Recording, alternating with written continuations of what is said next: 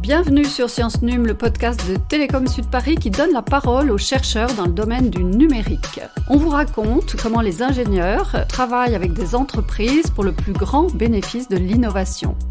Aujourd'hui, on va parler télévision et intelligence artificielle. J'accueille Titus Zaharia, il est professeur à Télécom Sud Paris et expert en imagerie numérique multimédia. Bonjour. Bonjour. On vous connaît comme professeur à Télécom Sud Paris, vous dirigez également le département d'enseignement et de recherche Artemis, Advanced Research and Technique for Multidimensions Imaging Systems, spécialisé dans l'imagerie numérique 2D, 3D et vidéo. Et puis on vous connaît aussi comme responsable scientifique du laboratoire IATV, Intelligence artificielle pour la télévision, laboratoire que vous avez monté avec France Télévisions. Alors ça consiste en quoi ? Il y a plusieurs volets qui sont pris en compte, notamment dans le cadre de cette coopération avec France Télévisions. Donc, nous avons la chance de travailler avec eux. Eux, ils sont une source extrêmement riche de problématiques de recherche. Le dénominateur commun qui est important à souligner, c'est tout ce qui est analyse en fait vidéo pour essayer de les comprendre de façon automatique, pour comprendre quels sont les objets qui y apparaissent, quels sont les visages, les mots qui sont prononcés et tout cela de façon automatique. Donc voilà, ce qui est important peut-être c'est cet aspect d'analyse, d'extraction finalement de connaissances à partir des données audiovisuelles brutes. Vous devez répondre à plusieurs problématiques. Je sais qu'il y en a une qui vous tient particulièrement à cœur, c'est la synchronisation des sous-titres. Pourquoi ? Les grandes chaînes de télévision ont l'obligation légale de produire des sous-titres, et ceci même pour les émissions qui sont diffusées en direct. Alors, comment ça marche ? Je pense que lors de la pandémie Covid, vous avez vu les présentations faites par le président de la République, et puis là, ça se voyait très bien comment ça marche. Il y a des scripts spécialisés qui font en temps réel ce sous-titrage. Sauf que, bien évidemment, quand c'est en temps réel, en fait, il y a toujours des problèmes de synchronisation, il y a des fluctuations qui sont de l'ordre de quelques secondes. Et donc, quand les vidéos sont mises à disposition du public en podcast, finalement, il y a toujours ce problème de synchronisation. Et ça serait très coûteux, en fait, de faire une synchronisation manuelle pour l'ensemble des contenus qui est immense. Donc là, dans ce cadre-là, nous avons mis au point, en fait, une méthode qui permet de synchroniser, en fait, de façon automatique les sous-titres avec le contenu. Ok, c'est clair pour la synchronisation. Il y a aussi un autre exemple, c'est ce que vous appelez la segmentation des vidéos, c'est ça ? C'est très important pour de nombreuses applications. Un exemple d'application qui peut bénéficier de cette technique, c'est l'insertion de publicité, en fait.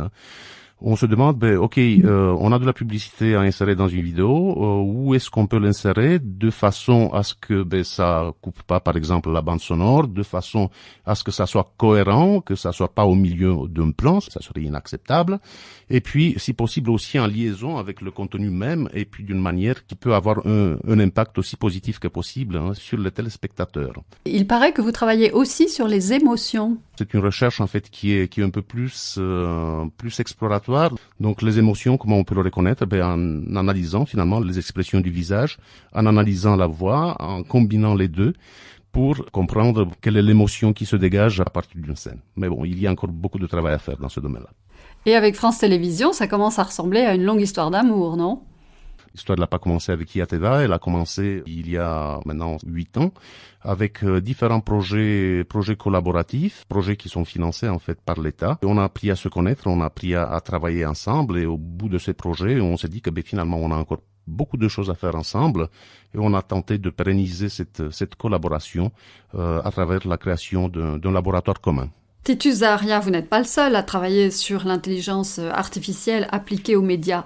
Qu'est-ce qui fait votre différence, votre force ? Effectivement, il y a beaucoup de monde dans le domaine de l'intelligence artificielle. Aujourd'hui, il y a les grands groupes industriels, ce qu'on appelle les GAFAM. C'est un cadre de recherche qui est effectivement très concurrentiel. Ce qui nous différencie peut-être un peu plus, c'est le fait que nous sommes tout d'abord chercheurs, donc on développe de la méthode avec un souci quand même de l'appliquer vraiment dans le monde réel, à avoir des performances, de la robustesse Donc c'est le sens du détail, de la performance qui peut faire la différence, et puis aussi de la personnalisation, puisqu'on ne traite pas de la même manière des millions de contenus avec des ensembles qui peuvent être plus réduits et de moindre qualité. Vous avez de très bons résultats puisque vous avez développé des méthodes dites industrialisées à France Télévisions. Tout à fait, c'est le cas de la méthode que j'évoquais tout à l'heure sur la synchronisation des sous-titres. C'est aussi le cas de la méthode d'insertion en fait de publicité qui est en cours de synchronisation, et puis je pense que la liste va pouvoir bientôt s'allonger. Lorsqu'on a préparé cette émission, vous m'avez parlé aussi d'une méthode qui concerne l'identification d'images iconiques des contenus. Comment pourriez-vous l'expliquer aux auditeurs ? Vous imaginez, vous avez, je sais pas, un épisode d'une série télévisée qui dure une trentaine de minutes. Alors, leur objectif, c'est d'identifier une image pour caractériser toute cette séquence. C'est ce qu'ils doivent de toute façon faire lorsqu'ils mettent à disposition leur contenu sur leur site. Et donc, nous avons mis en place une méthode qui permet d'identifier automatiquement une image qui est de bonne qualité et puis qui est en quelque sorte sous différents critères représentatifs du contenu. Ce laboratoire commun, c'est la confrontation de deux univers, celui de la recherche et celui du monde de la télévision. Comment ça se passe ? Ça fonctionne très bien. Je pense que voilà, il faut laisser peut-être un peu de côté l'image du chercheur académique qui est enfermé dans sa tour d'ivoire. On est vraiment très tourné vers l'industrie et c'est ça qui est important, c'est ça qui crée la dynamique des discussions qui nous font avancer et qui les font également avancer. Donc c'est très très important.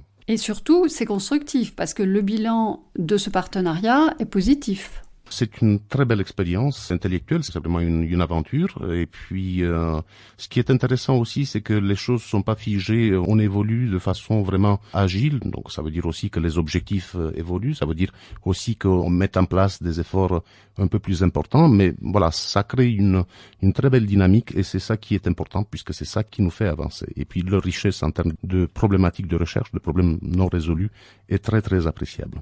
Et le plus grand défi auquel vous êtes confronté ? Je pense que c'est le défi de performance surtout, puisque dans le monde académique, parfois on a tendance, on a développé une méthode qui est superbe, qui répond à pas mal de choses, mais que pour que ça soit vraiment utilisable, la performance, elle est quand même essentielle. Et puis là, quand on entre à ce niveau-là de détail, on se rend compte qu'il faut aller beaucoup plus loin.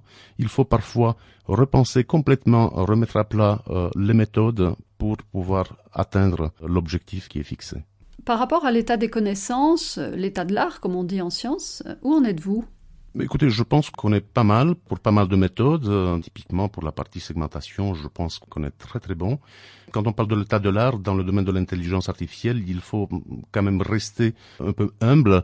Les choses sont en train d'évoluer à une vitesse phénoménale et puis il y a une production scientifique, démocratisation des ressources, il y a des réseaux de neurones, typiquement du code qui est mis à disposition et ça évolue en fait tous les jours. Donc voilà, il faut être à la fois humble et puis vigilant par rapport à l'état de l'art puisque les choses sont vraiment en train d'évoluer à une vitesse qu'on n'avait pas connue auparavant.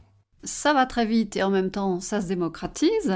Aujourd'hui, on voit qu'on peut avoir accès aux recherches sur l'intelligence artificielle en un clic. C'est bien ça, ce qu'on appelle les GitHub, où on trouve du code en open source. On trouve aussi les papiers scientifiques, pas forcément dans les grandes bases de données type I3E ou ACM, etc.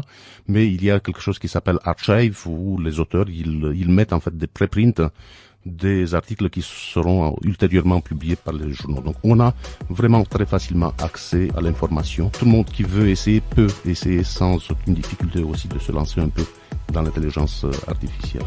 Merci Titus Zaharia d'avoir participé à ce nouveau numéro de Sciences Num, le podcast de TSP, soutenu par le Carnot Télécom et Sociétés Numériques.